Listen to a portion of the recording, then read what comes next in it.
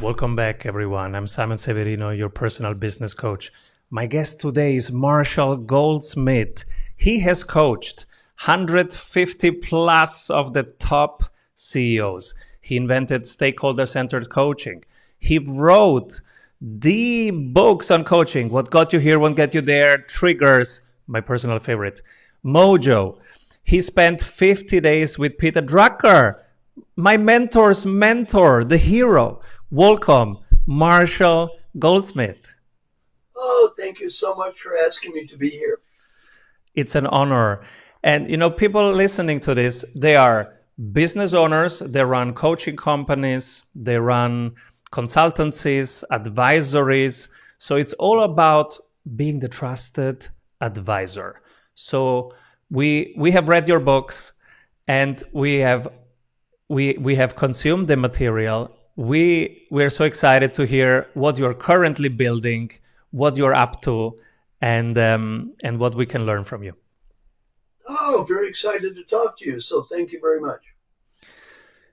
You are right now building the AI version of you. Why?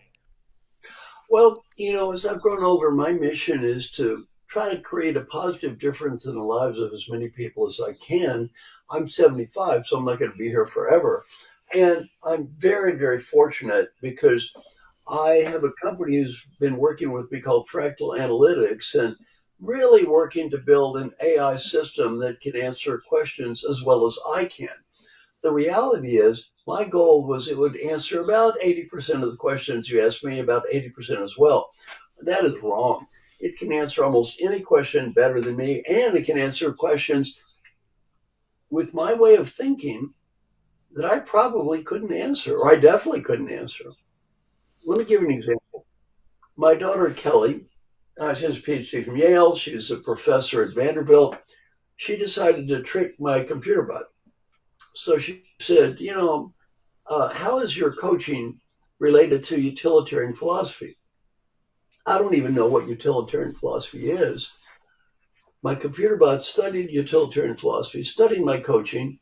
I've given it 3 million words, studied my way of thinking. It answered the question exactly as if I would answer it if I'd done that research. By the way, coming up in 45 languages and in 5 seconds. So people all over the globe are going to the AI version of Marshall asking questions. Are they asking questions that surprise you? Sometimes yes, sometimes no. My AI bot answers questions that do have guardrails. For example, if you ask it, who is Donald Trump? It'll reply, I don't know. It doesn't answer questions about politics. It doesn't answer questions about medical advice. It doesn't answer questions about financial advice. On the other hand, questions about people, management, coaching, life, it'll answer from my perspective. Now, here's a very important point. Every computer bot is biased. Every computer bot is biased. There's a great example of the Gemini computer bot developed by Google, just blew up because it was so biased by left-wing San Francisco politics. I don't care about politics at all, one way or the other, but it was totally biased. Well, my computer bot is biased. Let me tell you what I mean. If you ask it a question like, what is leadership? Well, there's 1,000 possible answers. You read an answer, why that answer? As soon as there's an answer, there's a bias.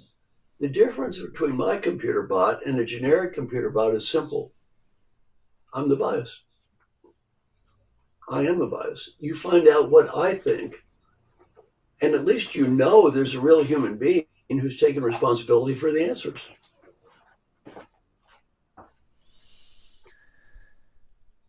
What clusters of questions are coming up? What are people asking most? It's interesting. They vary from questions about mostly about leadership, coaching, but a lot of questions about life. For example, one question that you gave me to think about was the question of what are my own superpowers? I thought, well, that's a good question. And, my superpowers are 1, selecting great clients, 2, loving my work, 3, making peace with life. Wow. I mean, that was really a good answer. A really good answer. Making peace with life. How to do that? Well, I'm a Buddhist. I've been studying Buddhism for 40 years. And a key element of Buddhism is just learning to accept what is, learning to accept what is, and just making peace with what is. It's Make, easier said than done. it is easier said than done, but that's a very, very important thing I've learned over the years. Learn how to make peace with what is. For example, my phone just went off. Make peace. Things happen, right? And the key to my Buddhist philosophy is that, be happy now, uh, be grateful for all you have, make peace. And whatever you did wrong in the past, you did. When I coach people, one of the best pieces of advice I give them is, forgive other people for being who they are, and forgive yourself for expecting that they would be someone else. You work with CEOs. What are some examples of this popping up in your work with them, and how do you help them apply it? Well, let's talk about a couple of things. Back to my superpowers. My first superpower listed was selecting great clients. Now, in my role as a stakeholder coach, as you mentioned, I invented this process, stakeholder-centered coaching. In stakeholder-centered coaching, for 45 years, I didn't get paid if my clients didn't get better. I didn't get paid anything. Their entire engagement until they got better. They got better, got paid. Well, you want to test if someone believes what they're saying, ask them a question. You want to bet on it? Well, they say I believe it, but I wouldn't bet on it. Well, I don't believe it that much. I bet on it. Well, when you get paid for results, you learn humility. The client I coach, I spent the most amount of time with, didn't improve at all. The client I spent the least amount of time with improved more than anyone I've ever coached, and 200 people got better. So his name is Alan Mulally. Alan was the CEO of Forbes when the stock went from 101 to 1840. He was CEO of the year in the United States. Just a great guy. I talked to my friend Alan, and I said, Alan, what should I learn about coaching from you? I said, Alan, of all the people I coached, I spent the least amount of time coaching you, and you improved the most. And you were great to start with. What should I learn from you? He said, you got one challenge, Marshall. This changed my life. Work with great people. He said, you work with great people. Your coaching process will always work. You work with the wrong people. Your coaching process will never work. And he said, don't make coaching about yourself, your own ego, and how smart you think you are. Make it about the great people you coach, how proud you are of them. That conversation changed my life. Now, as you mentioned, I've been ranked #1 coach in the world for years. Nobody knows I'm a good coach. Nobody knows I'm a good coach. I may or may not be a good coach. I'm sure, I doubt I'm the #1 coach in the world for 20 years in a row. That seems ridiculous even to me. I may not be the best coach in the world. I can tell you one thing though, I have the best clients in the world.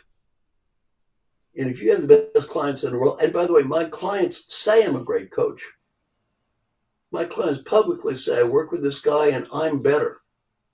Well, that's why I'm ranked the top coach. So I noticed you mentioned people on your call. You have some people who are in the coaching field listening.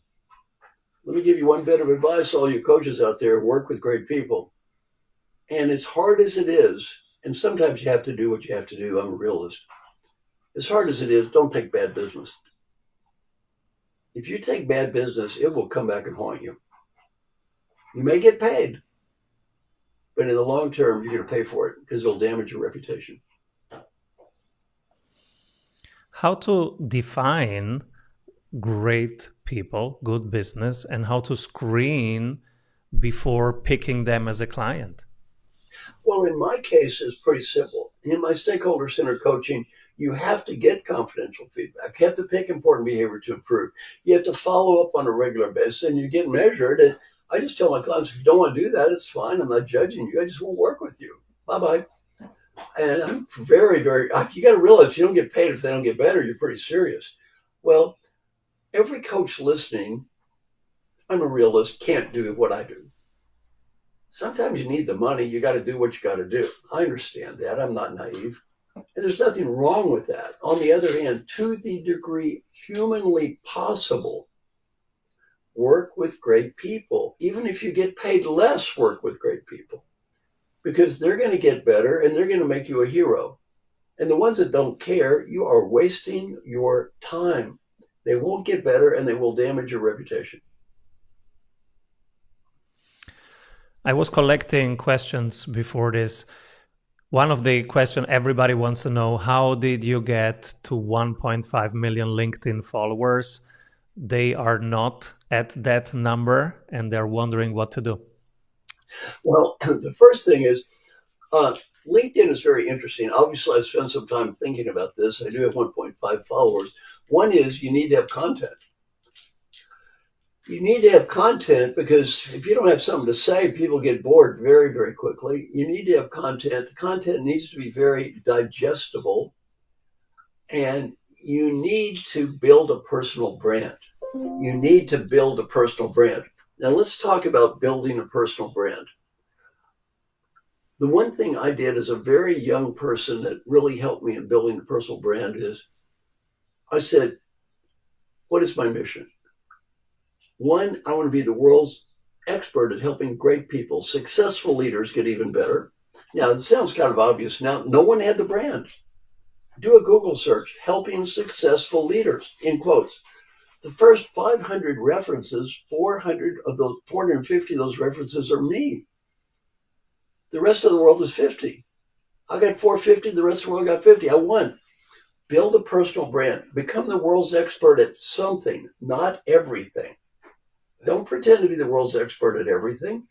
I'm the world's expert at helping great leaders achieve positive long-term change in behavior. That's what I'm the expert at. Who's second? Who knows who's second? Who's first? Me. There's not a better, you do a Google search, who's first? I'm it, right? There's not a second. Well, build a brand. It takes time, it takes effort. And by the way, a lot of it is thankless. Writing. I've written or edited 59 books now. 4 New York Times bestsellers. It's a lot of work. And by the way, nobody pats you on the head when you're doing this. In the short term, there's no pay for this. You work. You work, you build a brand over time, become an expert at something. And if you become, Peter Drucker taught me another great lesson. If you're great at marketing, he said, effective marketing eliminates the need for sales. Very important point from Peter Drucker. Effective marketing eliminates the need for sales. I actually have done very little selling in my life. Why? I'm great at marketing. If you're great at marketing, people call you up on the phone and ask you to work with them. There's a derogatory term used to describe salespeople called order taker. Well, basically, I'm an order taker. I'm not good at sales. I'm not bad at sales. I don't do sales. I don't have to do sales. Why? If you're good enough at marketing, you don't have to sell because the clients come to you. So now the thing is, long-term, short-term for everyone listening. Look, it's a long slog. Let me give an example. How did you get there? 3 young people came to my home in Rancho Santa Fe, California before I moved. And they're getting their PhDs from a small school. They were average age about 32. This kid says, oh, we decided we want to be you when you graduate. I said, what do you mean you want to be me? Well, we want to coach big CEOs like you do when we graduate. I'm listening to this young man. He's a nice young man. I try to be nice. I'm thinking, at the time, I've written or edited 35 books. I have 11 million frequent flyer miles on American Airlines. You want to be me when you graduate? Good luck. Get to work, kid. You've got to start paying some dues here. Well, from my experience, there may be a shortcut, but I don't know what it is. If there's a shortcut, nobody taught it to me. You got to work. You got to build a brand, figure out what your brand is, become the world's expert on that brand, and drive that brand over and over and over and over again. You spent 50 days with Peter Drucker, the mentor of my mentor. What surprised you? Peter Drucker, very practical man. And what surprised me, for a guy who's an academic, a very non-academic man. His writing is not very academic, it's very practical, it's very down to earth. And he taught me so many wonderful lessons that I use every day. Now, I'm going to share a lesson with all your listeners right now. One of the many lessons he taught me One I've already shared. Effective marketing eliminates the need for sales. Where'd I learn it? Peter Drucker taught me that lesson. Now here's another lesson. We're here on earth to make a positive difference, not to prove how smart we are and not to prove how right we are. Very few people understand that lesson. We get so lost proving how smart we are and right we are, we forget. We're not here on earth to prove we're smart. Nobody cares how smart you are. Nobody cares how right you are. We're here to make a positive difference. If you're not making a positive difference, it's irrelevant how smart you are. Then he said, another great point for your listeners.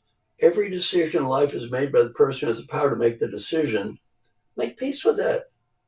Decisions aren't made by the fair person or a good person or the best person.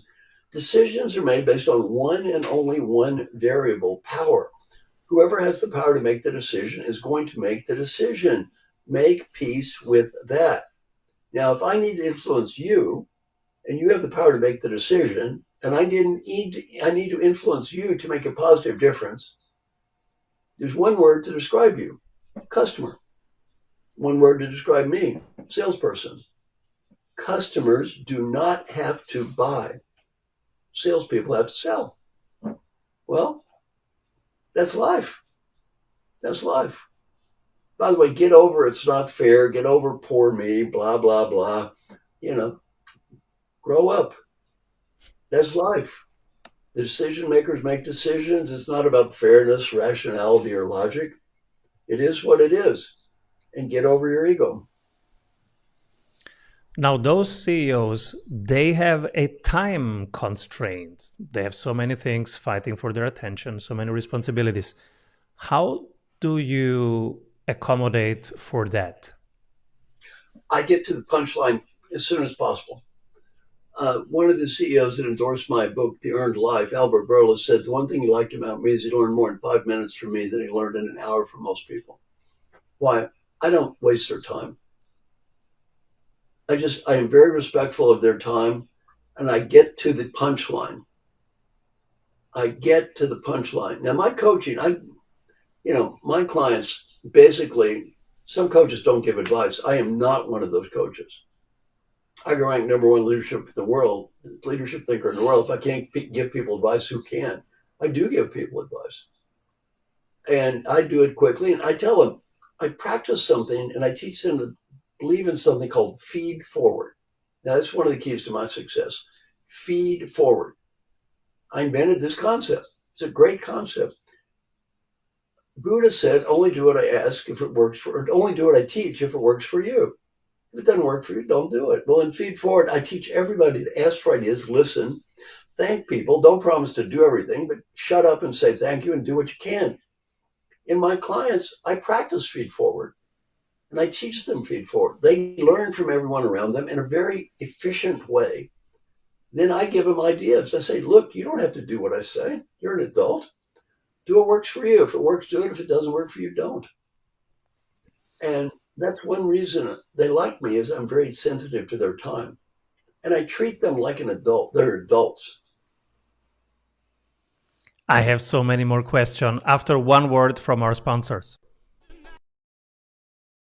Well, even when you are on vacation, discover how 1,600 business owners have regained their freedom using the Strategy Sprints blueprints, how they enjoy living their dream and watching their business scale. Get the exact checklists they use to go from stressed to fulfilled using the Strategy Sprints method. Order your copy of Strategy Sprints 12 Ways to Accelerate Growth for an Agile Business on Amazon today. And if you love it, leave us a review. For more information, head over to strategysprints.com.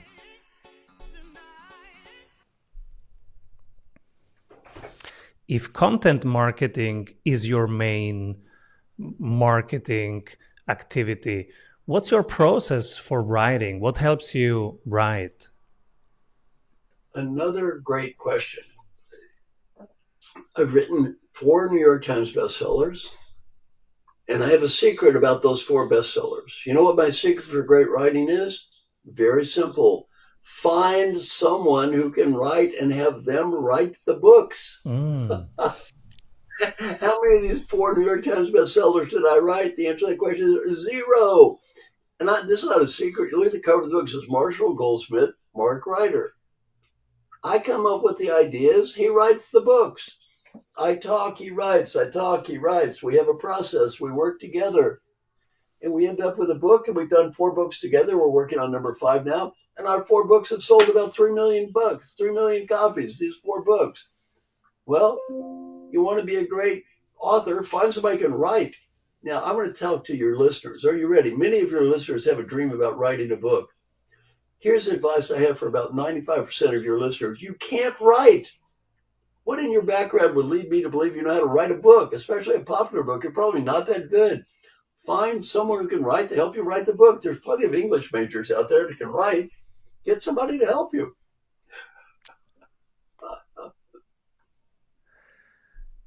See, what's your next book? My superpower is not writing. What's your next book? My next book is called Being Here While Getting There. So it's going to redo my most famous book, What Got You Here Won't Get You There, and introduce it at the same time with our new book, Being Here While Getting There, as a counterpoint. This book is about the importance of being present in the moment while at the same time striving for success. Many times we get so busy striving for success, we forget to enjoy life in the moment. We're not present in the moment. Absolutely. And why did you pick this topic?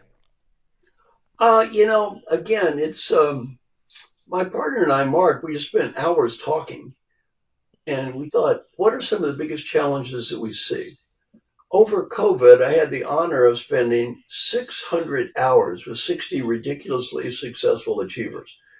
These are people like the president of the World Bank, the head of the Rockefeller Foundation, the head of the U.S. Olympic Committee, the head of St. Jude's Children's Hospital, CEOs of major corporations, Pau Gasol, the famous basketball Hall of Fame player, Curtis Martin, the national Broadway stars, et cetera, et cetera, et cetera.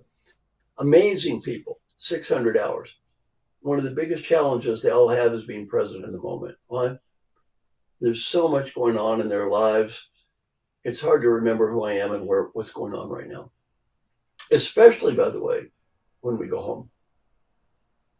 In many ways, it's easier at work than at home. When we go home, it's very easy to lose focus, to not really be there. Because part of us is still thinking about the work responsibilities? Exactly right.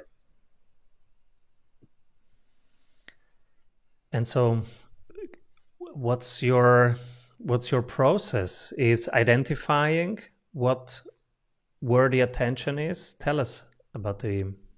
Well, the first thing is transition. You need to just take a few seconds every time we enter a new environment and go through a transition phase. Transition. And realize we're starting over. We're starting over. My friend Carol Kaufman has a good question. Am I being the person I want to be right now? You've got to ask yourself, who do I want to be right now? Not in the past, in the future. Who do I want to be right now? And really focus on being present at that moment, in that role, with that person. Very easy in theory, very difficult in practice. And you need to learn to let go of the past. And it doesn't mean you're a bad person. You need to let it go. For example, one of my coaching clients is the head of St. Jude's Children's Hospital, Dr. Downey. I also coached Dr. Frias, head of the Rady Children's Hospital. Both of these people said when they were young interns, they had lots of problems. They used to go home and cry. Why? They saw kids die every day. They had to learn to let go of that. They have wives. They have children. They can't carry that with them and do their job. It doesn't mean they're not good people. It means they have to learn to let go of that caring at work when they come home. And if they don't, they're no good at work or home. Learn to reset. I'm a parent. I have 3 little children. So I have this challenge like 50 times a day. How do I reset now? Let me forget that they just destroyed the chessboard and be present. Well, I don't recall ever saying anything I teach is easy. This isn't easy. By the way, if all this were so easy, why do these people hire me? None of this is easy. There's no quick fix. There's no instant solution. See, that's the great thing we want is this myth that I read the book, I go to the class, whatever, all of a sudden life is wonderful forever. You know, there's only one type of book that ends with, and they lived happily ever after. What type of book is that? It's a fairy tale. That's not the real world. In the real world, you start over every day as a parent with your kids. You know what you're going to do tomorrow? Screw up. How many times? Multiple times. Does that mean you're a bad parent? Of course not. It means you're a human being. Make peace. You're not going to be a perfect parent. And by the way, you're not going to have perfect kids. It's not going to happen. You're human. Kids are human. That's all right. Make peace with that. We all need help. I teach something called the daily questioning process. Very easy to understand and hard to do. I practice it myself. Someone talks to me every day to make sure I do this. They did it this morning with me every day for 27 years, almost every day. Why? My name is Marshall. I'm too cowardly and undisciplined to do the things I teach by myself. I need help. And it's okay. It's okay. I need help. Do you think I'm better than these great people I coach? No, I'm not better than these people. You think I'm not human? I'm just human. I screw up every day. We all need help. Make peace.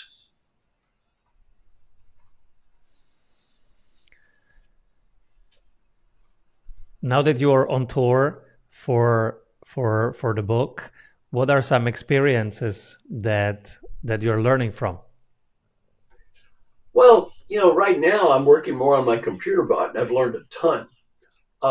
In working on my computer bot, what I've learned is that we just need to make peace with new technology. I mean, how am I able to work on my computer bot? Four things. One is have a lot of content. You want to do your own computer bot, you have to have content. If you don't have content, nobody's going to look at it or listen to it.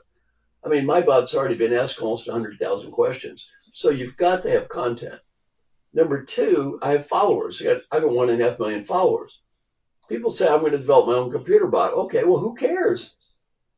No, nobody cares. I get 1.5 million followers. A few people care. If that's why people go to it. So you have to have content. You have to have followers. And then the other thing you have to make this computer bot work is I'm doing it for free. It's all free. I don't charge people money for this. It's all free. Everything I teach is free. I give it all away. Why? I'm 75. I'm going to die anyway. What am I going to do with a few extra bucks? I don't need any more money. I just give everything away. And then finally, I've got some great people who are supporting me and paying for this. This thing is not cheap. I've got 8 engineers in India helping me out at Fractal Analytics. Well, that's what I've learned. It's not easy to do this stuff. It's amazing technology. It's not easy, though. Many coaches think they have to help CEOs be accountable. Other coaches say, accountability is not my job. They're adults, it's their job. What's your philosophy on this? What's your goal as a coach? To follow a process or to get results? Results. Then how are you going to find out if you have results if you don't measure anything?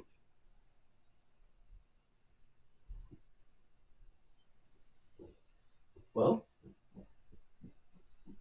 if there's no measurement, how do you know you got any results? You can't. Point made. If your goal is to just facilitate a process and not measure things, that's just fine. If your goal is to achieve results, there has to be some way to measure the results. Peter Drucker would say, if you can't measure it, how do you know it made a difference? Well, you don't.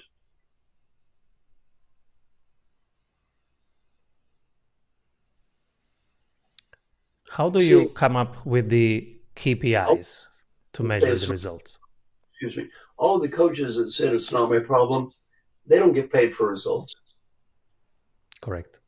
They get paid for results, it would be their problem. They don't. They get paid for spending time. Mm-hmm. I can guarantee you, they don't work with the people I work with. The people I work with, you spending their time and not getting results, how much patience do they have for that? That would be zero. Correct. What's your process for coming up with the KPIs for the results to be measured? It's very simple. When I work with my clients, they get confidential feedback from all of their stakeholders. If I coach the CEO, the board of directors approves the stakeholders as well as the CEO. If I coach the future CEO approves him as well as the CEO. They tell me who the important people are. I don't tell them. Two, I have confidential interviews from everyone around them in detail. I write a comprehensive report. My client gets feedback, often deeper feedback they've ever received in their lives. They get a lot of feedback. Then they say, I feel good about this. I want to get better at that. I say, what do you want to get better at? They write it down. If they're the future CEO, I call the CEO in and you say, do you agree? If the CEO, does the board agree? Assuming the answer is yes, they have told me what's the important behavior to change. They have told me who the key stakeholders are. Then I have an ongoing follow-up process. I wrote an article about this called Leadership as a Contact Sport. Marshall at marshallgoldsmith.com. Send me an email. I'll send you a copy of it. But, they do this follow-up process and we measure not as judged by them, as judged by everyone around them. Did they get better? And they get better, I get paid. As you can see, that's why I'm very religious about the process. If they don't want to, it's okay. Don't. Just don't waste my time. Some leaders become leaders because they're good at the change they want to bring in, but they're not good at receiving feedback or having the thick skin, the capacity to absorb and digest that feedback. Did you have some that needed help with that, and how to learn that? Very interesting. How do I motivate people who don't inherently want to do the kind of stuff I do? A wonderful question. You know what the answer is? I don't. I don't care. Don't do it. It's okay. Somebody says to me, prove what you do works. I say, probably doesn't work for you. Great idea. A dumb idea. Don't do any of it. It's fine. I spent zero time trying to motivate my clients to do anything. I've learned a hard lesson as a coach. You know what that hard lesson is? My name is Marshall Goldsmith, not Jesus Christ. I'm not in the savior business here. If they don't care, guess what? I don't either. What did my friend Alan Mullally teach me? If they do not care, do not waste your time. Now, let me ask you a question. Are you married? I am. Have you ever attempted to change the behavior of your wife when she had no interest in changing? Have you tried that before? I'm scared of even thinking about it. Yeah. And how well did it work out? Nope. Are your parents still alive? Yes. Have you ever tried to change mommy and daddy when they had no interest in changing? Have you tried that before? I always nudge them. It never works. I was teaching my class at Johnson & Johnson. I said, how many of you are still trying to change mommy and daddy who don't want to change? A woman raised her hand. I said, are you trying to change mommy or daddy? She said, daddy. I asked her, what's daddy's problem? She said, he does not have a healthy lifestyle. I asked her, how old is daddy? She said, 94 years old. I said, leave the old boy alone. Let it go. Let it go. No, I mean, everybody listening in terms of coaching, if they don't care, they're not going to get better. They're not going to get better. This is pure gold. How do we see that we are trying to convince? It's probably we try to explain too much, we become defensive or add additional features. Let me give you the number one answer. Your Your question is a great question. It's addressing the number one problem of people I coach. I was interviewed in the Harvard Business Review and said, what is the number one problem of all the great people I coach? You know what my answer was? Exactly what you're talking about, winning too much. It was important we want to win, meaningful win, critical win, trivial win, and not worth it. We want to win anyway. Everyone I coach is a winner. It's hard for winners not to win. I have to teach people stop winning all the time. Only win things that matter. Let me give you an example. You want to go to dinner at restaurant X. Your husband, wife, friend, or partner wants to go to Y. You have an argument. You go to Y. The food tastes awful. The service is terrible. Option A, critique the food. Point out our partner was wrong. You know, this mistake would have been avoided if you listened to me. Option B, shut up. Eat the dumb food. Try to enjoy and have a nice night. What would I do? What should I do? Almost all my clients, what would I do? Critique the food. What should I do? Shut up. You have a hard day at work. You come home. Your husband, wife, his partner is there. And the other person says, I had such a hard day. If we're not careful, what do we say? You had a hard day. You had a hard day. Do you have any idea what I had to put up with today? You see, we're so competitive, we have to prove we're more miserable than the people we live with. I gave this example to my class at the Dartmouth Tuck School of Management. A young guy raised his hand. He said, I did that last week. I asked him, what happened? He said, my wife looked at me and said, honey, you just think you had a hard day. It is not over. So, it was well taken. Before you fight that battle, ask one question. Is it worth it? Is it worth it? Is there something coaches can do already in how they position their services? Is there a language that attracts winners rather than non-winners? Communicate to your clients that my job is to help great people who care. Not my job is to inspire people who don't care. I'm not in the fix the loser business. I'm in help the winner business. And by the way, from a financial point of view, which pays better? Fix the hopeless loser who's about to get fired and probably was going to get fired anyway, or help the great person who's a wonderful leader who wants to get better? Which one of those two pays the most? I don't think that. Of course, it's not real close here. If you want to be in the fix the loser business, knock yourself out. Don't expect to get paid a lot of money for it, though. By the way, if you're in the fix the loser business and you're my coach, do I feel like a winner or a loser? You want to have a winning coach? That's it. By the way, some coaches say, I cannot mention the names of my clients. I mention the names of all my clients.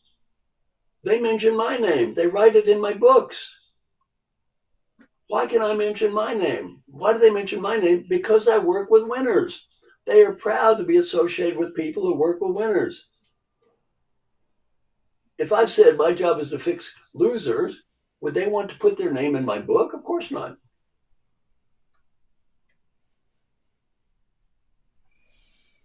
Marshall, thank you so much for being on the show. This has been amazing. The last 10 minutes of this, I will re-listen to them, I think, a couple times a week until I do it. Thank you very much. Thank you so much for being here. And everyone, Marshall Goldsmith, you find him on LinkedIn, you find him on the Amazon bestseller list, everywhere on the internet, Marshall Goldsmith. MarshallGoldsmith.ai. I have one request. Go to my computer bot. It's all free. Ask as many questions as you want. Thanks, Marshall, for being on the show. Keep rolling, man. Avoid trying to do thousands of things that doesn't work. We have 274 templates for your business success. Reach your ambitious goals with one-on-one sprint coach. We double your revenue in 90 days.